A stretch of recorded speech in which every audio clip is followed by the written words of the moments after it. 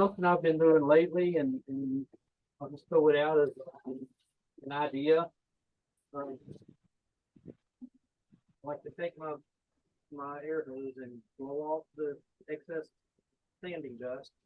But then I like to do one more process before I do anything else to finishing. And that is to wash those pores out a little bit. I don't know who I first saw do this, but at first I thought how silly. But once I tried it, did some experimenting with it, I've blown that out. That should be clean. But this is some denatured alcohol. That's all it is. No soap in it or anything like that. One, it lets you see the grain, but also where you can't see it, there's so much light. But that is kind of tan now. It pulled a lot of sawdust out of sanding dust out of those pores. And it dries, it's almost dry. That one little area right there, it's just a little bit in it still. I want to do something so you can really see that grain. Ooh, that's what we're doing. Trying to make it see on what we're going to throw on here.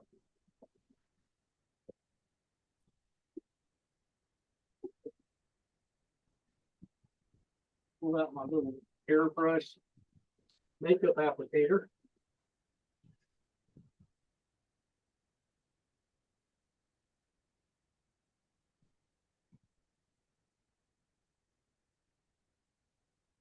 Right.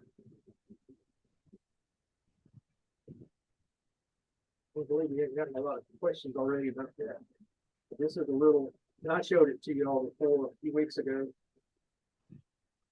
About a $40 makeup application airbrush.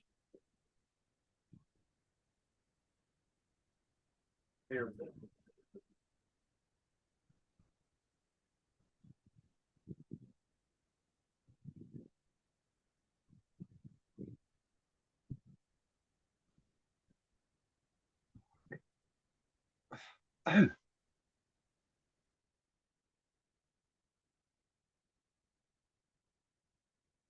You want some grain to really pop out, add some stain, the dye. This is a water-based dye. Intrinsic colors. I know Matt was about to ask.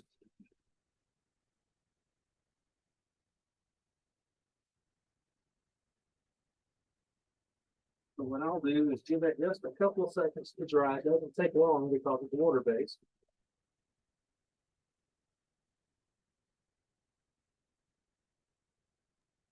Doug, are you spraying them right out of the container? I'm pouring it into the cup on the airbrush, man. Right out of the container? Yeah, yeah. Okay, great. Thanks. There's no thinning or anything. That's what I was asking. No, this is Got it. water-based, and so it really doesn't need anything. And it just dries that quick. And already I can see a multiplication of the ripple that's in there. It also has a good bit of chatoyance. When it goes dark and light again, as it spins, turn it back on at 750. And this is a piece of 150 sandpaper.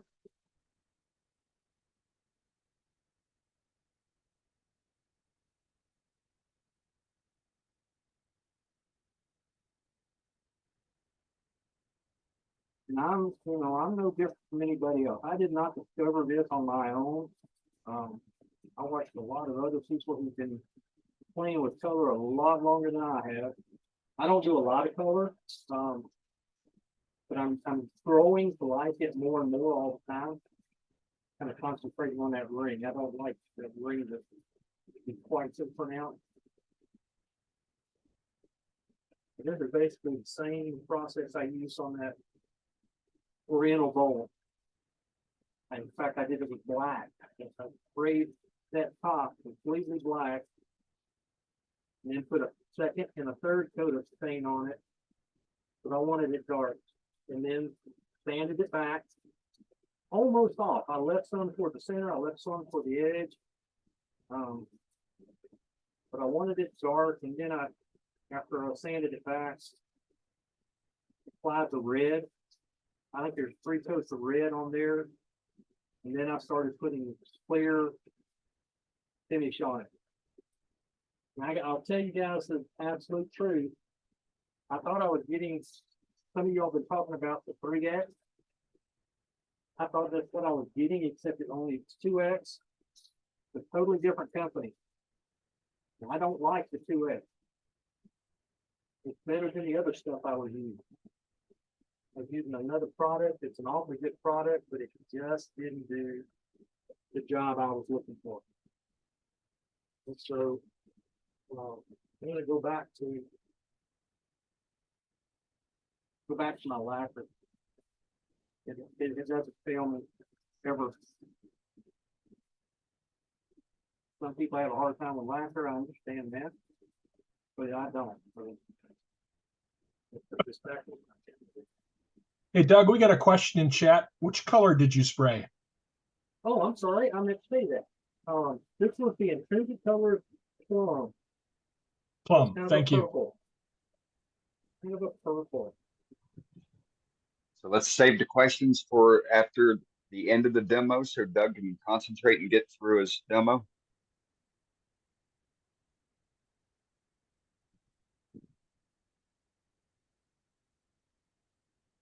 That does me just a little bit of dust.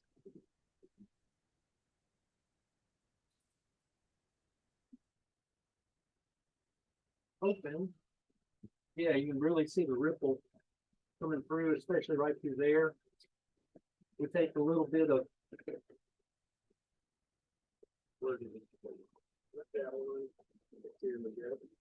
we'll come back with some honey, which is a bit of a yellow. We'll take just a second to pour some water through my gun. Let it clean.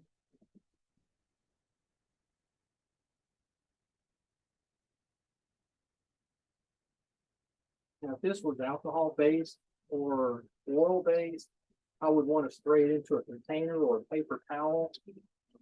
Because it's water based, I'm not too concerned with it. Somebody may come along and tell me or show me the evidence where it's a bad idea, but I'm spraying primarily water. I'm spraying it onto the floor, which is covered in shavings. So this is a honey.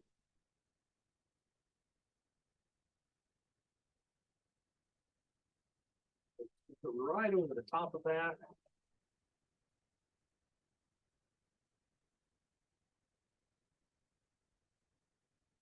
I may even come back after this. I may sing it back just a little bit. Put some red over that, maybe.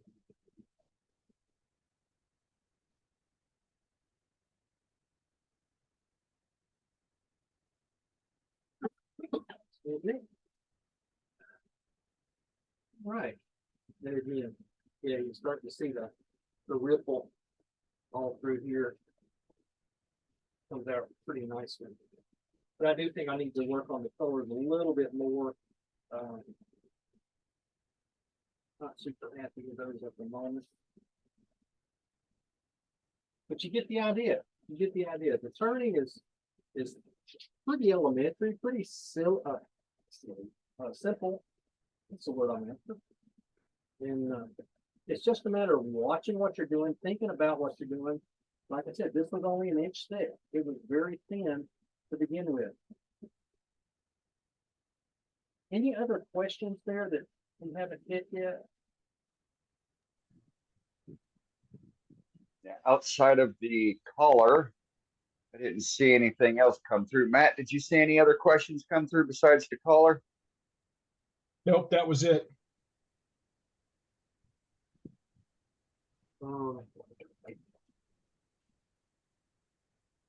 Let's see if there's anything that jumps out after that. See what this is. Just real quick. Hey, Doug, what's the thickness on your plate there? Now, at this point, Yeah, it is. I started at 1 inch. We are 5/8 It's pretty thin overall. Pretty thin. Believe I just did. Are you going to dye the back? No, I'll leave the back plain.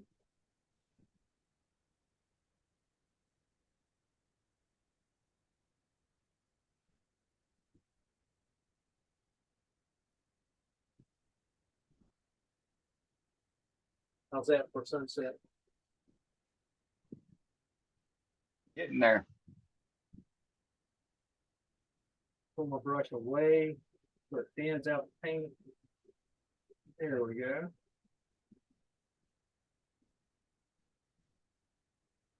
Oh, y'all can't see it. There's a piece of grain right there that almost looks like a mountain.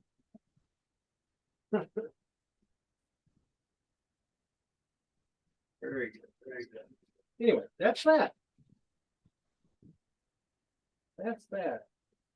Plates are something we just don't think about doing. We think of the big vases, we think of the big bowls. Plates give us an awfully good opportunity for a canvas to do something a little bit different on it. And I just showed you a very simple, rudimentary something to do on it. Now, you want somebody to show you how to do airbrushing? Ruby Claire, I'm gonna put you on the spot, maybe. She's an airbrusher. She can do it. Mine is very basic. Which red did you use? This one was the flame on this one. On the Japanese bowl, it was a ruby. I saw that, but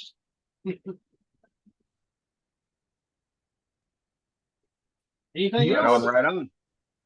The only What's that? question I have is are there characteristics about these that differentiate them from like a normal plate or platter?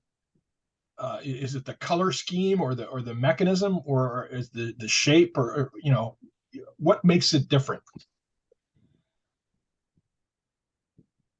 Nothing. Nothing. Okay, sorry. Are you meaning like the difference between a saucer, a plate, and a platter? Is that what you mean? Well, I was thinking more like style, like you know, how would you say, okay, this is clearly, you know, a European derived piece of Okay. work, and this is clearly an Asian derived piece of work. You know what I mean? Yeah, right.